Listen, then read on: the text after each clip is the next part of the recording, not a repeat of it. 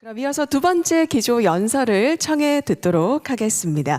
이 시간 EU 대사관의 발터 파나튬 공사 참사관님께서 소중한 기조 연설 준비해 주셨는데요. 여러분 박수로 함께 환영해 주시기 바랍니다. Please welcome him on the stage with a warm round of applause. Thank you very much. 네, 여러분 다시 한번 박수로 환영해 주십시오.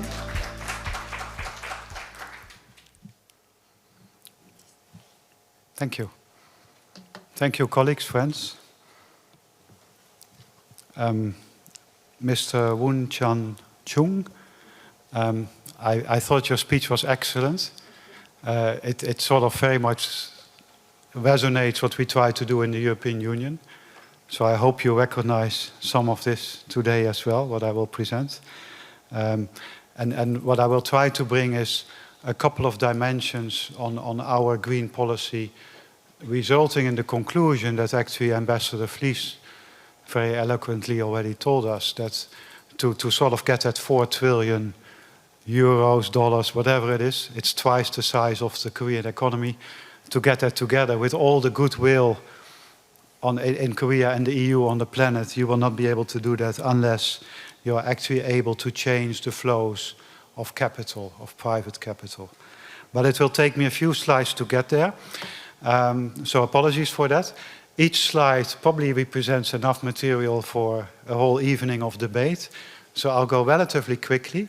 Having said that, I'm also here with our Green Councillor, Mr. Jong Ri, who sort of looks after our EU-Korea Green Partnership Program. So if any questions or follow-up requests, we are more than happy to accommodate. But let me start with the basis. Geopolitics is changing. There's a lot of changes in the world. One thing that doesn't change, fortunately, is EU's ambition on 2050 climate neutrality. And I'm working on the trade and economic side of things, and we get many requests and questions from companies sort of hopefully asking the EU, will you let go of that very high ambition? And the answer is loud and clear, no. We will not let go of it. It's too important to let go of. Having said that, we do look at ways to make things easier for business. We don't want to bankrupt our friends or our own industry.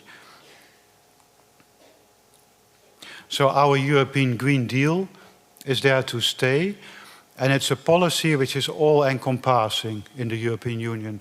So no matter what piece of legislation you look at, it's a bit what the ambassador said, sustainability is integrated in all our elements of public policy, and more also of the private sector.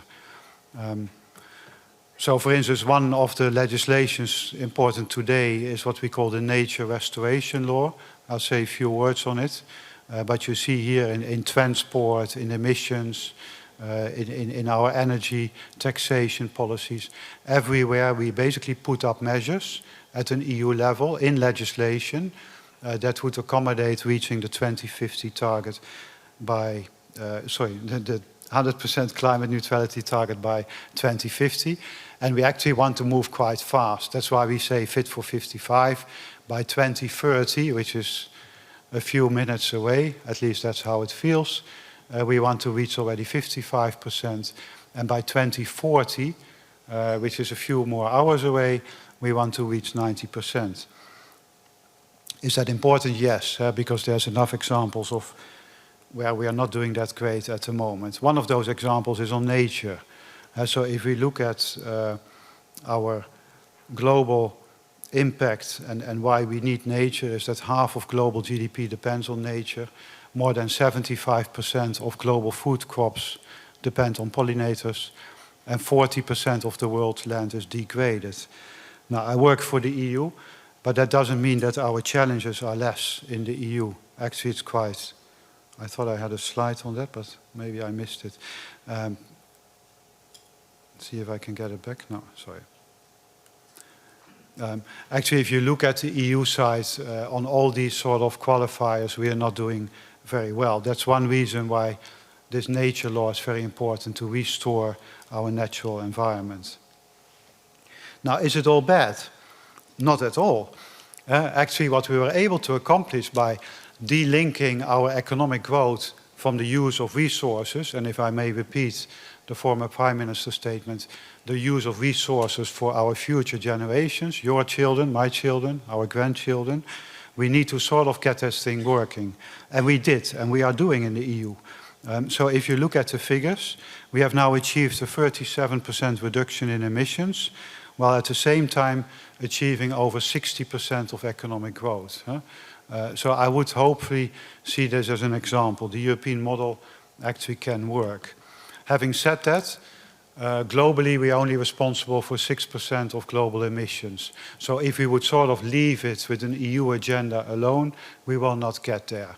And a few words, if I may, on the various policy areas where we try to promote our sustainability in other areas. It's trade, very important, production, how do we produce things, how do we look at organizations, and it's finance. I'll go quicker, if you don't mind. On trade, already since 2 decades or so, we include in our trade agreements trade and sustainable development chapters. Basically saying that if you do not sign up to the Paris Agreement, which we did in the case of Japan, we will not sign an FTA with you. Now, Korea embraced that already 15 years ago, and we are celebrating that FTA because it's an enormous economic success, but it also has a successful trade and sustainable development chapter, where we have frank discussions on issues related to environment and climate. Basically, what we want to ensure with our trade is we do not have a race to the bottom. So we do not want to trade product, services, having investments that are over the back of the climate or the nature. Now, then with trade alone, you don't get there, because in the end you trade something, either a product or a service. So more and more our legislators are looking at how can we actually make sure that production is done in the most sustainable way. So we have a number of complementary non-trade instruments. I will not go into all of them, but just to say that in terms of production, the main sort of game changer, which I think also in Korea is more and more the norm rather than the exception, is that we want to go to circular economy. That means that we are putting in legislation that if you want to put something on the European market, let's say a new phone or a battery or a car, you better be sure that the end of the product after the life cycle is also climate neutral. That's a big impact on industry, both in Europe and in Korea. But what I like so much about working with the Korean industry is that you do have very smart innovators that actually can help find solutions. So whereas on the one hand, I think what we missed in Europe is that the industry, be it European or global, didn't really embrace the climate agenda at first. That's why some of the bureaucrats, including myself, came into action to put in place regulations. Industry doesn't like it. What we want to go at in the end is sort of hands on hands working together on these important issues. And that's a little bit the issue of going from compliance to more actually celebrating that you're doing something good for the planet. So circular economy is a very good example, and we put in place what we call a strategy for eco-design for sustainable products, that on the one hand increases the responsibility of producers, what happens to the product cycle, the end product, but also gives more information to consumers. This digital product passport can serve many different agendas, including information, do you want to buy this product? Because you want to know where it's coming from, what was the supply chain. That's a bit on the production side. Then we have another side, which was already mentioned, on organizations. How can we actually help or force or encourage organizations to take better care of the sustainability agenda? And here the due diligence directive of the EU is quite a powerful tool. It basically covers different aspects. For businesses, I would say it's a positive because it helps you to make known what is unknown, to take a critical look at your supply chain. Is there any human rights, labor, environmental issues down the line that you should look after? For the consumers, it's a great tool because they can again choose if they want to buy your product or not. And the same for financing decisions. I go a bit quicker. I come to sustainable finance. It's the part I like best. I mean, if we can move this 4 trillion or whatever we need of private financing supported with public financing to go in the right direction, it's really a non-brainer. This is money that no government, with all respect, Korea, the EU, no government can finance against the needs that we have at the moment. So we want to reorient capital flows to make sure we get finance. And there's a couple of aspects there. One is the transparency part. And here the earlier mentioned Sustainable Finance Disclosure Regulation basically has multiple objectives. One is if you do your stock market work for your children, for your education fund, you basically want to know that if a company says they're investing in green, let's say you have a son or a daughter who really insists of you doing so, then at least with this kind of regulations you can be sure that it's not greenwashing, that it's actually green. At the same time, in the EU we also realize you need to also target, well, target is a big word, but you also need to look at the ESG sort of rating agencies, because if they can say one thing at one time and another one says another thing at another time, so there also we're working on the consistency and sort of that you can control or check what are the methodologies that are used. So another part is the financial risks due to climate change. And here you go into the disclosure requirements already mentioned. So today in our reporting in the EU, and part of Korean companies are affected by that, is that we want companies to report both on their financial health, profitability, but also on the sustainability part at equal footing. And we're actually putting in place a number of rules to do so. With that also comes the latest from the task force on nature-related financial disclosures. So we are not making up our own standards when it comes to taxonomy or disclosure. We actually sort of rely on experts and international organizations in the field.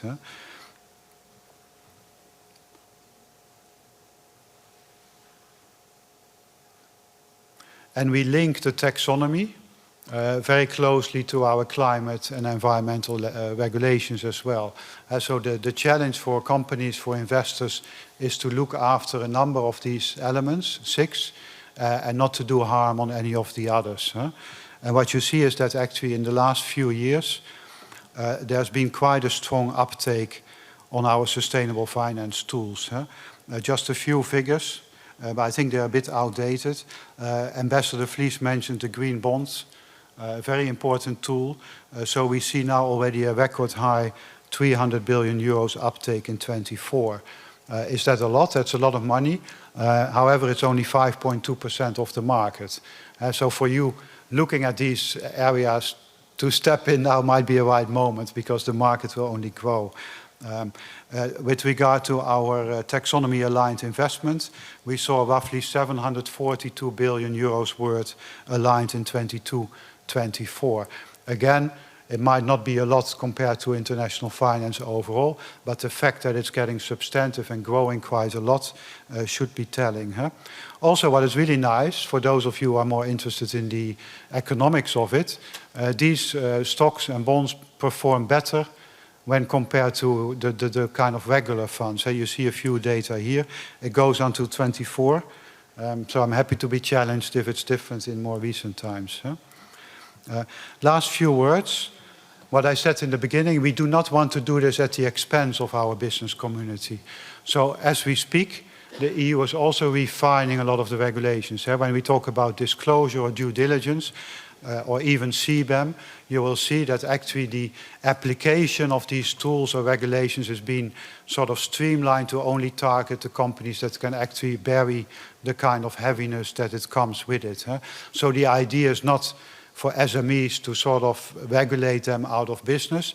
The idea is we start with the strong companies and we gradually see if we can then sort that out with the smaller ones. We have an ongoing dialogue with Korea. We do have public consultations in many areas where we try advice. And what you see, for instance, on the carbon border adjustment mechanism, I heard there's one colleague from POSCO here. We had quite a lot of discussions with Korean industry to make sure that we listened and to do what we can. My last slide. Let's go beyond our successful Korea-EU trade relationship. We are celebrating today and now I come back with trillions, because it is trillions, 425 trillion won commercial relationship. That's if you add trade in goods, trade in services, and bilateral investments.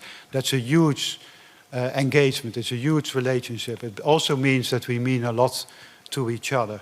So I would like to capitalize on that relationship to move forward. We have a summit coming up in the next month where we discuss energy, where we discuss green, where we discuss economic security. So I count on Korea friends to be with us on this, and you can count on us, the EU, with our member states, Luxembourg in the room, to work with you to achieve these very ambitious goals. Not just for ourselves, but for our people and our planet and the next generation. Thank you very much.